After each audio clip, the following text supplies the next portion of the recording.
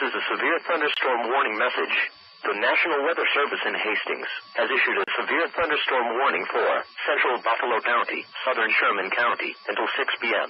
At 5:31 p.m., local law enforcement reported a severe thunderstorm producing quarter-size hail and damaging winds in excess of 60 miles per hour. This storm was located near Kearney and moving northeast at 45 miles per hour.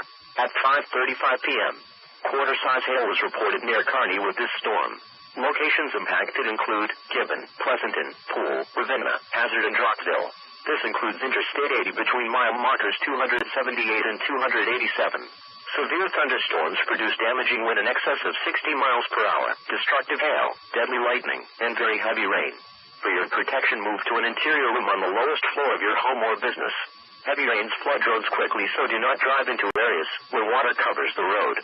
Repeating, a severe thunderstorm warning has been issued until 6 p.m. for the following counties in Nebraska, Buffalo, and Sherman.